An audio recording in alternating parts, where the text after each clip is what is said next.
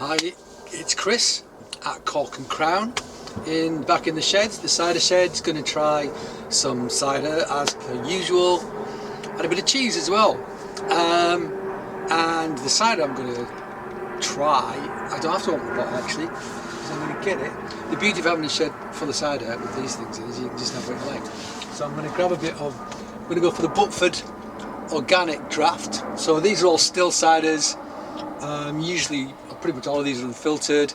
Got various places, got Secret Orchards, Butford Organic, Watkins, quite a few from Watkins. But let's go for this guy. This is classed as a medium. It's made by Martin Harris in Herefordshire.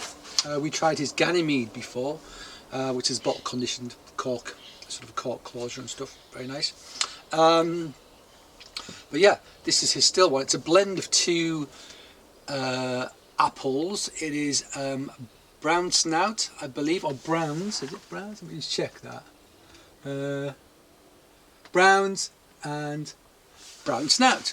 Oh, so two quite relatively well-known British apple varietals. So obviously no sparkle. Very slight hairs in there. I'm going to say that's straw gold. I would say there's zero amber in that at all, pretty much. So, for those who don't know, tasting glass. So the first thing we do is look at it, smell it, or agitate it, swirl it around, get it going around in the glass. That'll give you more aromatics. Smell it, then taste it. But let's talk about the smell first, shall we? So, this is a medium. Martin tends to make them on the drier end. He back sweetens with organic sugar, I think, because he racks off so much, takes the juice off the lees, the sediment so much that there's very little protein and very little nutrients and yeast left in there. So it actually almost works like keeving, so it will kind of stop fermenting by itself. So he back sweetens this with a little bit of organic brown sugar. That's how we get to from bone dry to medium. Okay. And it smells nice. It smells like cider apples. It seems a strange thing to say, but it really does. I know I always say it smells like apples. There are other things in there, but apples are often the dominant flavour because that's the dominant ingredient. Yeah, nice actually. Kind of like quite a almost like lemony green lactic aromatics to it, I would say.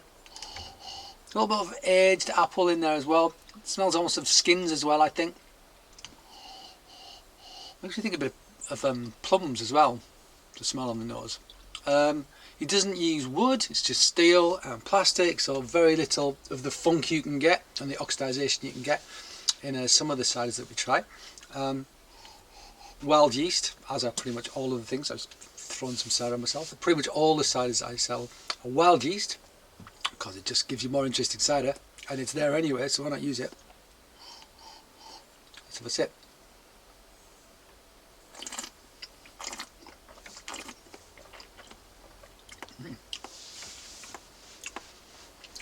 So this is what I would call a true medium. So there is sugar there, but when we tried the Westerns a few ciders ago, I thought it was quite sweet. Like for me, it just didn't feel like a medium cider, and it's up to the cider maker. In Britain, there is no definitive guide as to what medium is. It's up to the palate of the cider maker to decide whether it's sweet, medium, dry. So if you have a sweet tooth, your medium might be a lot sweeter than somebody else's medium, and your sweet will certainly be a lot sweeter than somebody else's sweet, etc. Nice acidity in this, making my mouth water.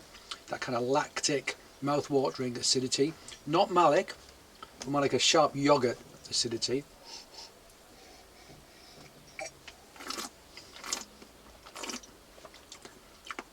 Bit of a very slight sort of honey character as well, gentle honey character.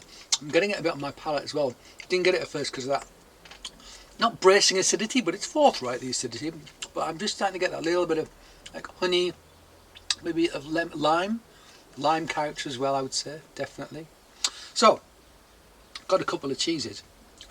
So my other job, my other life that runs in tandem to my cider life is a cheese life, a life of cheese. And we've got two big majestic pieces of cheese to do this with. And then unfortunately my family found those majestic bits of cheese and whittled them down to something which is a lot less majestic. But I'll let you know what they are. So we got this guy. This is Spark and Hoe Red Leicester, raw milk from Leicestershire. It's coloured with something called a natto, so no cheese is naturally this colour. Any cheese which is this colour has been dyed, and usually it's dyed with something called a natto, which is theoretically flavourless and odourless. It's just for visual effect. I think traditionally animals that grazed on pasture, fresh pasture, there's more beta-carotene in their milk, some more colour in their milk, and so to kind of some of the cheeses of low quality, they would put colouring in there to make it look like they've been in fresh pasture. That's not why people do it these days. I think these days it's more kind of just to make it stand out from the crowd. You know, if you've got a Gloucester, a Leicester, a Lancashire all sat together on a counter, they can look kind of similar, so it just makes it more appealing on the eye. It does catch people's eye. We are children in many ways. We will go, ooh, look at the pretty cheese when we see it. Natural rind. This is a cloth-bound cheese. Taking the cloth off there. You see it's a natural rind. Its counterpart on this side, I mean, look at that stump. That was a nice, beautiful bit of cheese. This guy here, this is a bit of Gruyere from the Jura. Another natural rind. This is not cloth bound though. As you can see, it's got a bit more pockmarked, almost like an alien landscape on the rind.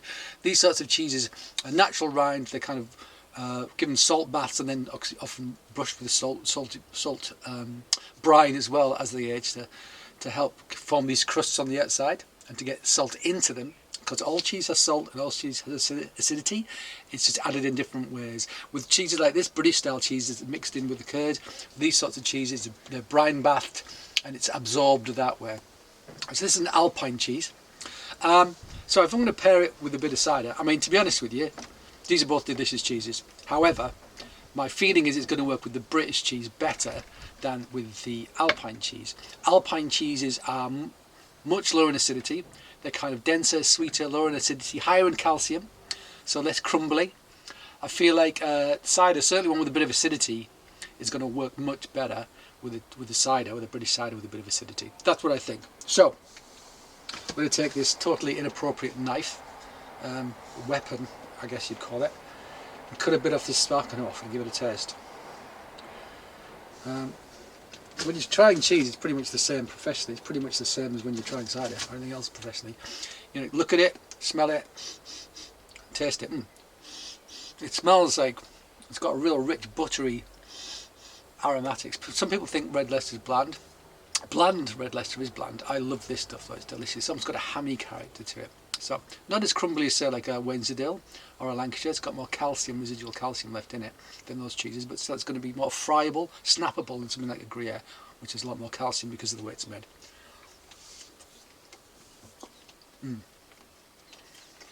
Feels like a wet cured ham kind of sense to this cheese, which I like a lot.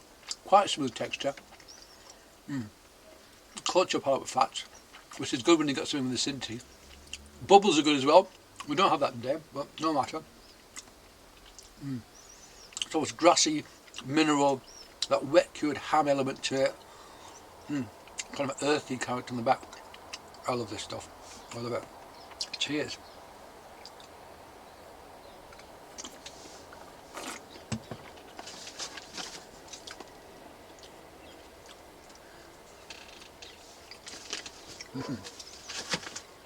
Tough gig. So,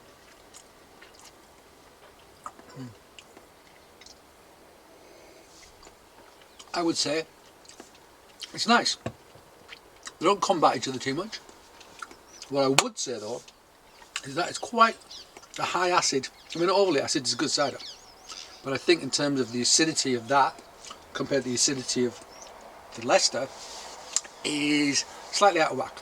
It's a bit punchier. I'd almost want something like a cheddar actually, which is a little bit more acid than the Red Leicester. Something just to balance it a bit more. Still pretty darn good. And the aftertaste from that hammy thing, really good. I love it. Okay, let's give the Gruyere a go. This is made in the Jura, which is one of the lesser known regions for making Gruyere. People think Gruyere has to be made in Gruyere, as in the town. No, Gruyere is made in Gruyere. Okay, let's just let that be known. It's made in several cantons around that region, of which the Jura is one. And the Gruyere is actually a family of cheeses as well. Comté falls into that family, Butford falls into that family, you know, lots of different cheeses do. Gruyères were wooded areas that were cut down and burned to heat the milk up to make cheese. So all Gruyères are kind of cooked curd cheeses. You use the wood to raise the milk to a very high temperature. That's part of the recipe. So Gruyere is a cooked curd family of cheeses, if you like, less than it is to do with the city or region of Gruyere specifically. Okay, so denser texture, some nice crystals in that. I don't know if you can see it. But yeah, smoother texture. Obviously no annatto, so much paler. Going to be sweeter, and actually this Gruyere tends to be quite beefy, bouillony, umami kind of flavours. Umami.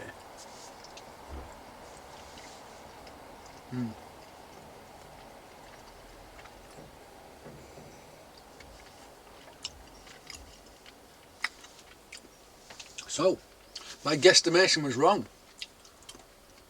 In fact, hold on.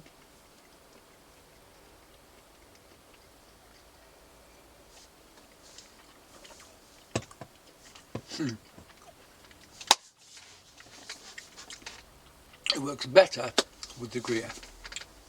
Absolutely does.